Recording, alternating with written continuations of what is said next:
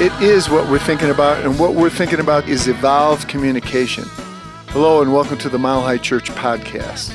This is the place where we connect and converse to explore communication in our relationships, our social world, inner development, and spirituality. Today, we open our hearts and we get real.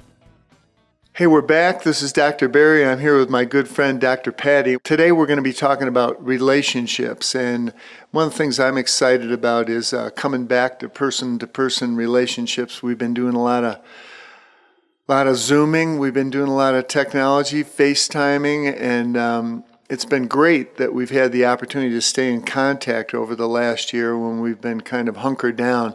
But now we're going to be moving back into relationships in our communities and our families, one-to-one relationships, meeting strangers, and it's exciting. And I think we need to bring ourselves to it with a high level of consciousness and awareness. And so that's what I wanted to talk to you about today, Patty. And I know that you just work with so many people. You are such a light in this community for helping people with their relationships. And so I just kind of wanted to get your take on this time of coming back. Well, that's interesting because in my personal world, I have noticed this past year, it's been amazing, and I just want to acknowledge I have learned so much about technology. Sometimes maybe I didn't want to learn as much as I was learning, but I took it in because it was a way of communicating. It was a way of connecting with people. Yeah. And speaking of supporting people through their relationship challenges, grief work, you name it, I have been able to connect on that Zoom. However, my heart really is open to those moments where we can be together physically, in person. And I know Mile High Church is so dedicated to evolving communication. And yes, the technology is an evolving piece of communication, but I think the definition of building good relationships is connection. I agree with you. I think one of the most popular spots when we start coming back to life is going to be the coffee shop, and just people getting together for a cup of coffee, and just getting to talk about things, and just to kind of relax without that screen in the way, and just to kind of get into a heart-to-heart thing. And I think it's going to be very important for families. I know that so many families have been disconnected, unable to talk with parents who are in assisted living facilities or living in places that have been quarantined off, and it's going to be so powerful for families to get back together. And I know that's been a big part of your work too. Yes, it has, especially with our brilliant, lovable, wonderful elders of Mile High Church. We refer to you all as wisdom keepers, and that you are. We have worked as smart as possible to keep them online with computers, and that's been a real foreign frontier for them. And some of our younger people, with their grace and their insights, have really helped them, and the elders have opened their hearts to learn. And we've been able to keep people connected that way, but we're also reaching out one-on-one, person to person, to go over to see that person who perhaps was quarantined, for months upon months. Maybe a phone call here or there, not understanding the Zoom yet, to have the family, the grandkids on that Zoom. So it's been a great adventure, being able to do that. And I know that we all long to be together, to the point they said to me, can we just have a picnic in a park? Yeah, I think people want to just get together in a social situation without having to think too much about, do they have their mute button on or do they have their camera on, and just be able to talk about things. And I think it's going to be really crucial for families to be able to get together and just to be able to share that love of each other and the love of family. And I think picnics are going to be a big thing, and it's going to start out with being in the park because it's going to be safer for us to be outside. But I think that there's something timeless about the person-to-person relationship. The thing about sitting around a fire, so much of your work is about people sitting in circle, yes, and people honoring each other's wisdom in a circle. And so I think as we move forward into that, that's going to be a big part of what we do, is sit in a circle together. Yeah, that sitting in circle is just such ancient wisdom. And we must remember, even though we're in 2021, the ancient wisdom, to be able to connect to what I refer to as the star seeds, the energy above us, the energy below us. And many of you who know me, I'm very, very connected to the earth and to our Native American ways, our indigenous ways. We all have indigenous roots to this world. And I just want to share what I observed last Sunday in church. We were so fortunate on Easter to have 300 people per service, 2 services present. And I felt and I witnessed, I saw how important it was, yes, to be together, but to come together, as you mentioned, Barry, in circle, or to come together in church. I see that as one big circle. To come together, it felt like it was anchoring something very, very deep, kind of undefined, but it felt very, very deep in these individuals, that they weren't coming just because they wanted to put their Easter dress on or wear a new hat. They were coming to be anchored. And we need to remember how to ground ourselves during these times. Yeah, I think it's connecting with an ancient ritual, for us to be together and to celebrate together and to celebrate new life. As we're moving into this time of spring and new life, I see that in terms of our relationships too, and an openness to what's coming next, and to let go of that idea that we're going to go back to something that was. There's no going back. We're going to go forward, and there's going to be a lot of technology as we go forward. But if there's going to be a lot of humanity, we have to bring it, and we have to be conscious of it. And I think the focus that we have now, and being conscious in our relationships and being empathetic, a lot of our time in the last year was spent in a time of political divisions. And I think we want to go above that. We want to go beyond that. And we want to see the common elements of humanity that live in us. And we want to bring our focus there, more focus to that place. And I think that's the part that really excites me about coming out of the dark right now. Yes, it excites me too, because I recognize that commonality that we all have speaks to that interconnectedness with all of life. And no, we're not going back to the exact way things were, but if we could perceive it as going forward or lifting in greater awareness of who we are. Speaking of relationships, am I in relationship with other people? Can I be more effective if I'm in relationship with myself to be able to share with you? Yes, I think so. And perhaps some of this time of isolation, either a person has gone deeper or we have put up barriers of anxiety and we have pushed that away. And a good friend of mine and a community leader, Doug Goodfeather, has just written a wonderful book entitled We Are All Indigenous. And I've been reading through that. I just can hardly put it down. But he is speaking to all humanity, not to just one group or another group, but all humanity, how connected we are.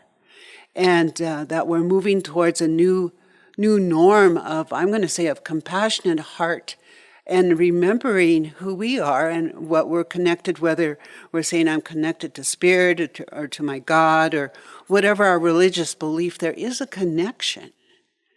And that connection has always been, and it's simple, but yet it can be very complex if we allow it to be able to come back and touch into that. Speaking of connection, I have a very simple story. 2 years ago, I received a tiny plant, and it was just a tiny little sunflower. And I planted it in a big pot at my home, and I've watered it for 2 years, and it has lived. I received it in a giveaway from a circle group I was in where we would give gifts to each other. And so the little plant has lived, but it's been tiny. So it was March 17th, St. Patty's Day, that a friend of mine, someone had given her a shamrock plant. And she can't have plants around her, so she said, would you please take it? And I did. I took it home. I planted it next to the little sunflower plant. And the little sunflower plant has grown a lot. It's greener than it's been for 2 years. And so, of course, people who know me, I talk to plants and I feel that trees are our brothers and sisters, speaking of relationships. And the plant is doing great. And I think it needed connection. It needed companionship. I love that. I love It's that. amazing. The thing that you mentioned about isolation, and a lot of us being in isolation and being alone, we got used to it. We got okay with it. But I think there's a price to be paid for being in isolation all the time. And I think that we do need each other. And I think that it's going to be interesting to see what gifts that we've gained by the opportunity to go inward. You know, when the pandemic first started in March of last year, we had that time when we didn't know what was going to happen, except we had the opportunity to go inward. And a lot of us did a lot more meditating, and it did a lot more yoga, and we tried to connect with those books that we had on our shelves for a long time that we hadn't read. And we've done a lot of inner work in that time, hopefully. And now we can, I think, really honor the value of relationships as we come back. And I think that that's the thing that excites me, is that we can bring ourselves more consciously back into this world. Yes, I think about some of the elders and some of the grandmothers who years ago would get together in sewing circles. I have a quilt that a great aunt made me, and it's each little square of that quilt represents a lady who came to that circle to sew. It has her name embroidered, a little bit about her, and the quilt was just so meaningful that I've donated it back to Douglas County because that's where those women lived. But to come back and to stitch ourselves back together with love, because love really is the key, and to be able to put ears back on our hearts. I know my family, they came for Easter, and oh, that was wonderful. But I noticed within a second or two that they were all standing there on their cell phones. And I didn't say anything, but I know some people ask people to turn their cell phones into a basket on the table so everyone can communicate. So there's a lot of distractions, and we just need to find compassionate, good ways to come back. Yeah, I think, one of the things that's interesting about technology is it pulls us from the present moment. When you get together with people at a restaurant or something like that, when we go to our phones, then we're going away. We're going away from that moment, that conversation, that opportunity to connect. Mm-hmm. And so I think we've got to bring that into balance and model that for our kids too, because the kids that are growing up now, they've never experienced a world without cell phones. They've never experienced a world without social media. And so I think if we're going to value person-to-person connections, we're going to have to be very conscious about it. And I think that's the opportunity that lies before us now, is to really see the gift in it and to bring our attention and our focus to it in a healthy way. So that's what I'm looking forward to. Yes, I am too. And I'm a little older than, of course, my grandkids, and they might see me as that grandma in a sewing circle, but I don't think so, because I'm pretty outrageous with my activities and the things that I do. But I want to be able to shine forth with technology, but I want to shine forth with my family and also my community family. I want to be in community, and I want to learn about you. And I want you to learn about me, because I believe in our enhancing our relationship with each other. We all have a love story to tell. Yeah. Yeah. And I think that thing of, we've got the opportunity to work on ourselves during this last year, and hopefully to be more healthy personally, but also to really see that we have a common shared experience. Everybody went through a time in the valley in the last year, regardless of your politics or your social standing or wherever you're coming from. We have gone through a shared experience together, and we have an opportunity to share something now and create something new, something better, and to move past our divisions. And our technology has really enabled us to become more divided, right? To break up into separate camps. And so I think that we're we're given now the opportunity to move closer together by getting back together personally. That's what lies before us right now. And I think it's a good thing. I'm glad that we're talking about this today. Yes, I am too. And I want to give thanks for technology because it's not going away and it has enhanced things. And I'm grateful for it. But to remember the technology of our hearts and how our hearts need to connect. And relationship is about involvement. It's about association, being present one for another. I feel very strongly that it's about compassion. And compassion, has been defined many ways. I think the late Ram Dass defined it as an inner connection. Once again, that connection word there, relationship. It's an inner connection. All of a sudden, you and I, Barry, are sharing a compassionate moment because we're connected, and we might not know the why or the how come, but there's a feeling, there's a sensing that we belong, and we are connected in our interest.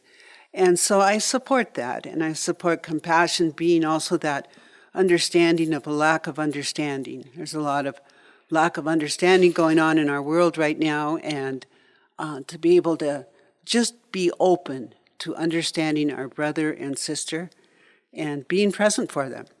Well, I love, all the work that you do with indigenous people and native people that we have a tendency to think because of our technology that we're so much farther advanced than the people that came before us, the indigenous people that came before us. And one of the things I love about your work is that you see the technology of the heart that lives in indigenous people and the way that their communities were held together by their rituals and by their collective wisdom and the wisdom that came forward. And I think that that is being honored now more, I hope. Yes.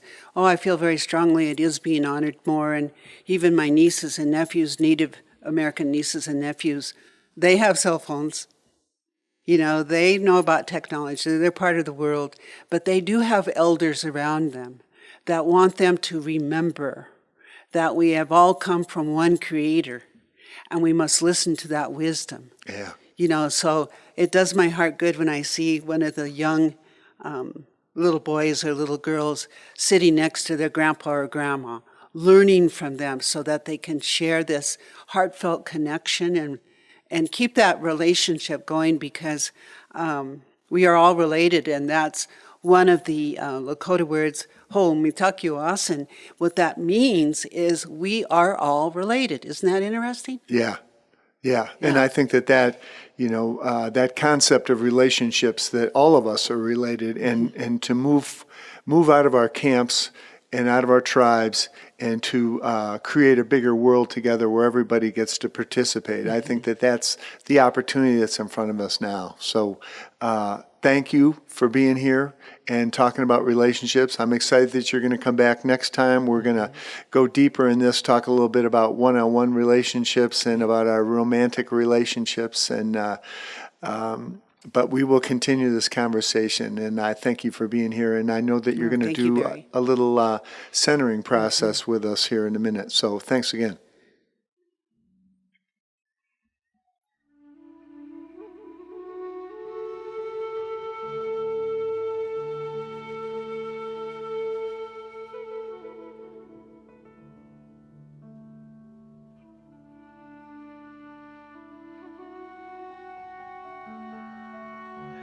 So I just invite you right where you are to place your awareness, your soft awareness with your breath.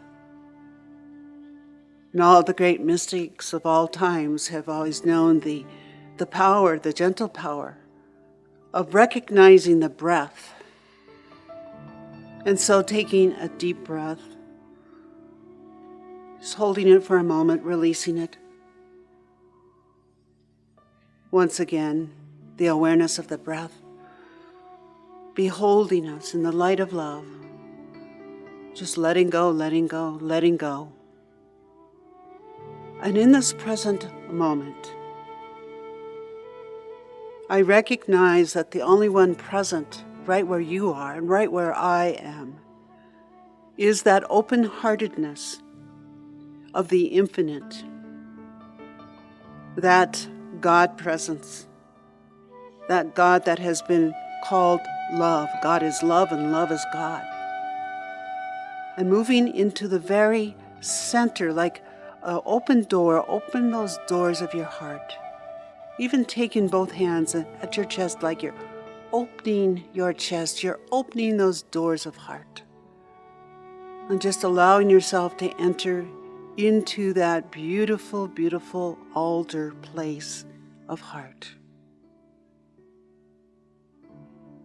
And what I recognize with allowing the very bead of breath, the very umbilical cord of golden breath to lead us into this sanctuary of heart, this altar,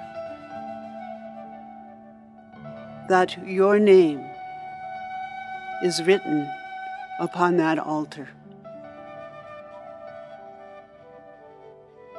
And your name, your God-given name, is love. And all that you are is that love.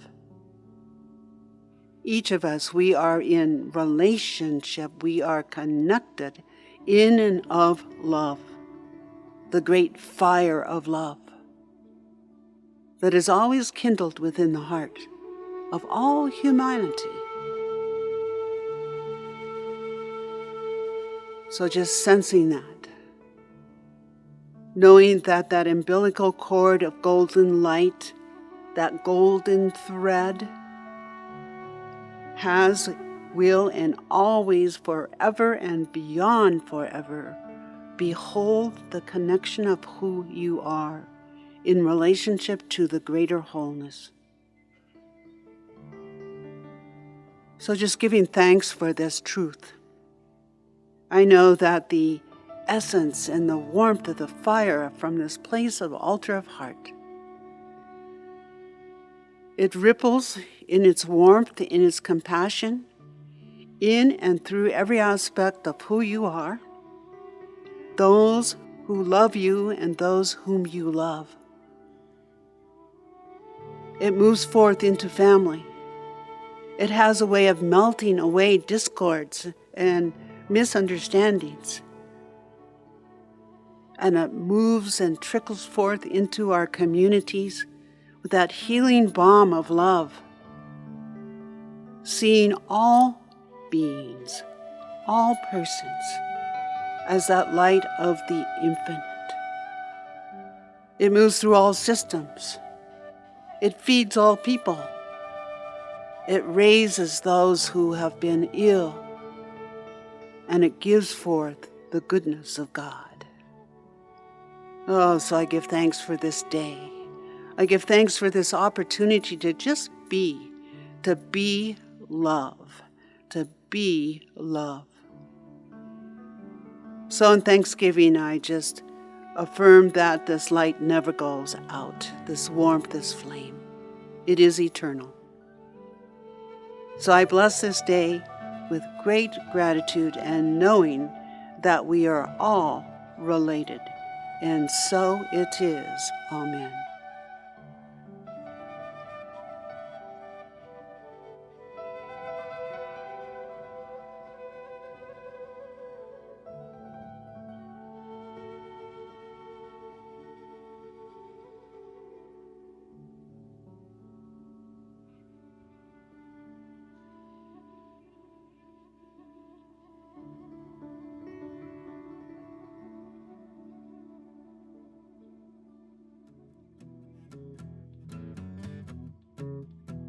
All right, I want to thank you for being here today, Patty. I look forward to connecting with you next time, and thank you all for joining us on what we're thinking about, and value those relationships. It's the best gift we have. See you soon.